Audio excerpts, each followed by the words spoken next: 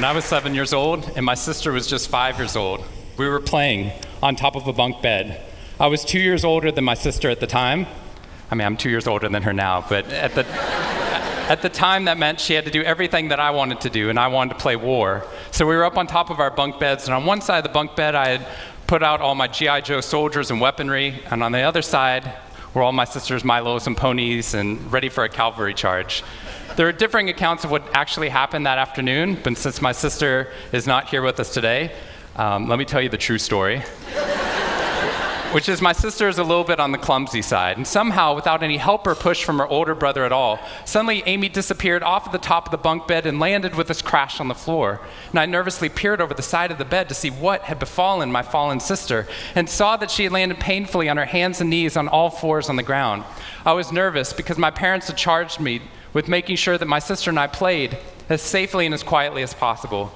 And seeing as how I had accidentally broken Amy's arm just 1 week before,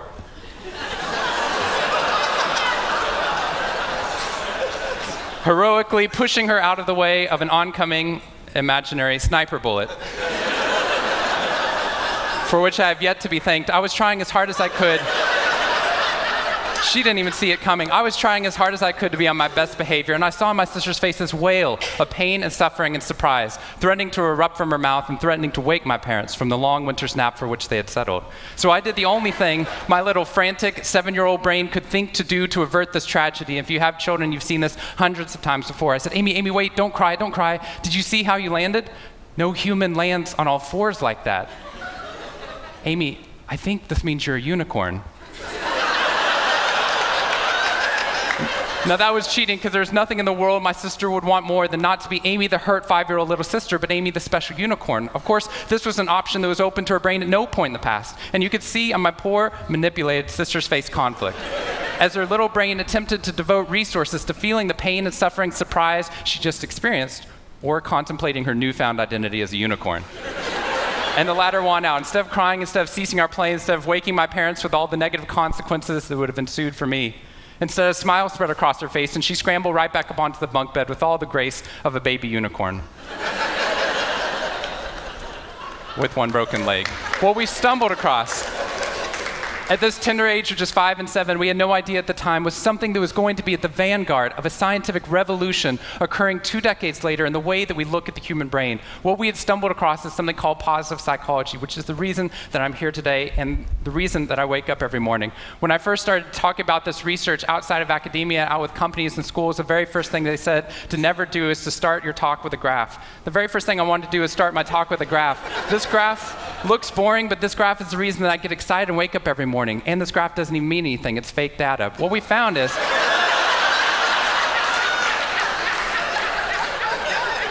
if I got this data back studying you here in the room, I would be thrilled, because there's very clearly a trend that's going on there, and that means that I can get published, which is all that really matters. The fact that there's one weird red dot that's up above the curve, there's one weird in the room, you know who you are, I saw you earlier.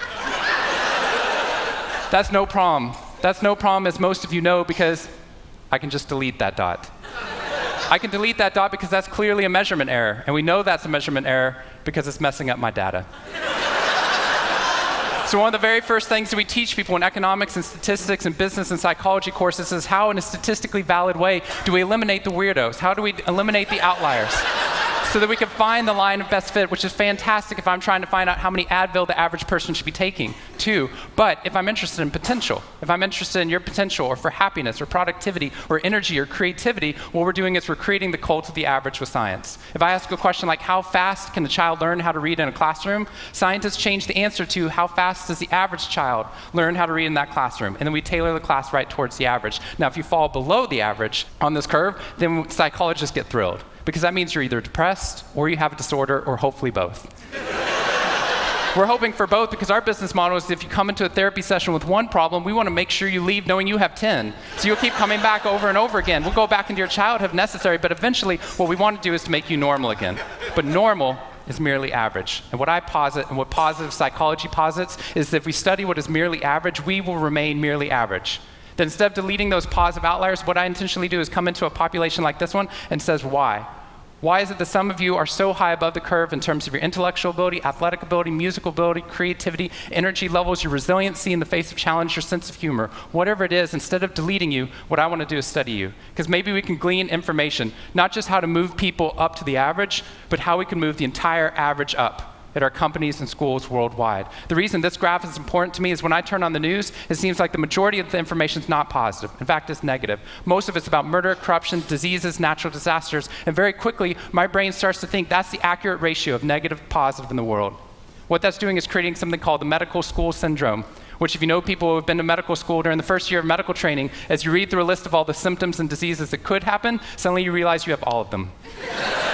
I have a brother-in-law named Bobo, which is a whole other story. Bobo married Amy the unicorn. Bobo called me on the phone from Yale Medical School. And Bobo said, "Shawn, I have leprosy." Which even at Yale is extraordinarily rare. But I had no idea how to console poor Bobo because he had just gotten over an entire week of menopause. See, what we're finding is not necessarily the reality that shapes us, but the lens through which your brain views the world that shapes your reality. And if we can change the lens, not only can we change your happiness, we can change every single educational and business outcome at the same time.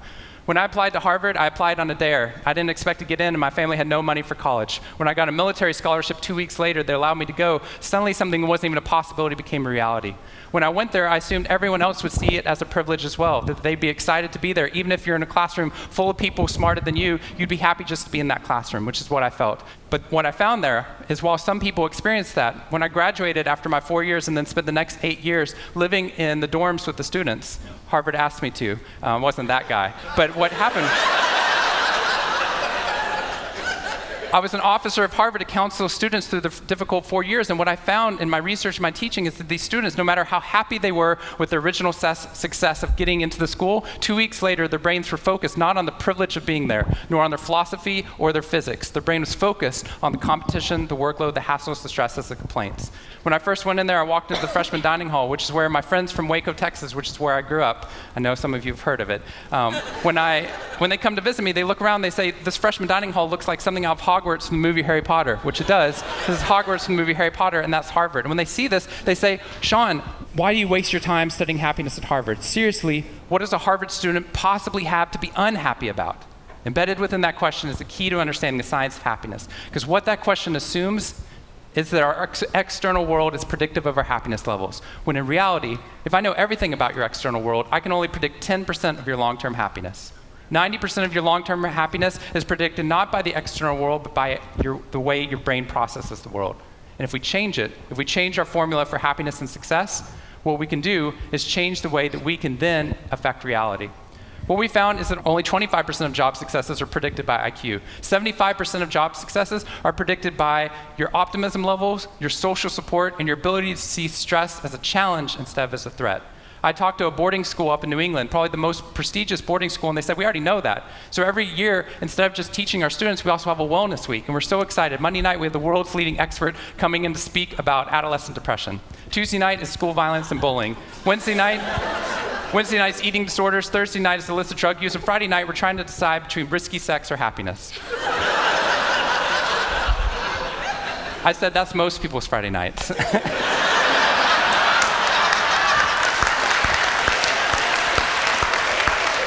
Which I'm glad you liked, but they did not like that at all. Silence on the phone. And into the silence, I said, "I'd be happy to speak at your school, but just so you know, that's not a wellness week, that's a sickness week."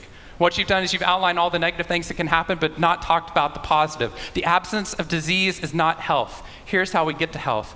We need to reverse the formula for happiness and success. In the past 3 years, I've traveled to 45 different countries, working with schools and companies in the midst of an economic downturn. And what I found is that most companies and schools follow a formula for success, which is this: if I work harder, I'll be more successful. And if I'm more successful, then I'll be happier. That undergirds most of our parenting styles, our managing styles, the way that we motivate our behavior. And the problem is, it's scientifically broken and backwards for 2 reasons. First, every time your brain has a success, you just change the goalpost of what success looked like.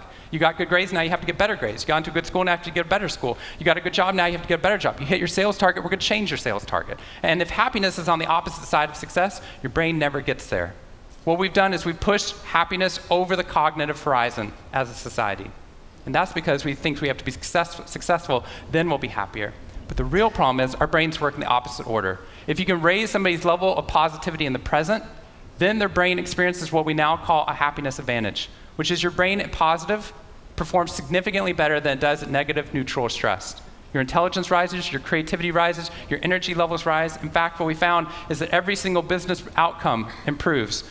Your brain at positive is 31% more productive than your brain at negative, neutral, or stressed. You're 37% better at sales. Doctors are 19% faster, more accurate at coming up with the correct diagnosis when positive instead of negative, neutral, or stressed, which means we can reverse the formula. If we can find a way of becoming positive in the present, then our brains work even more successfully as we're able to work harder, faster, and more intelligently. What we need to be able to do is to reverse this formula so we can start to see what our brains are actually capable of. Because dopamine, which floods into your system when you're positive, has two functions. Not only does it make you happier, it turns on all the learning centers in your brain, allowing you to adapt to the world in a different way. We found that there are ways that you can train your brain to be able to become more positive. In just a 2-minute span of time, done for 21 days in a row, we can actually rewire your brain, allowing your brain to actually work more optimistically and more successfully. We've done these things in research now in every single company that I've worked with, getting them to write down 3 new things that they're grateful for 21 days in a row, 3 new things each day. And at the end of that, their brain starts to retain a pattern of scanning the world not for the negative, but for the positive first. Journaling about one positive experience you've had over the past 24 hours allows your brain to relive it. Exercise teaches your brain that your behavior matters. We find that meditation allows your brain to get over the cultural ADHD that we've been creating by trying to do multiple tasks at once, and allows our brains to focus on the task at hand. And finally, random acts of kindness or conscious acts of kindness. We get people, when they open up their inbox, to write one positive email praising or thanking somebody in their social support network. And by doing these activities, and by training your brain, just like we train our bodies, what we found is we can reverse the formula for happiness and success, and in doing so, not only create ripples of positivity, but create a real revolution. Thank you very much.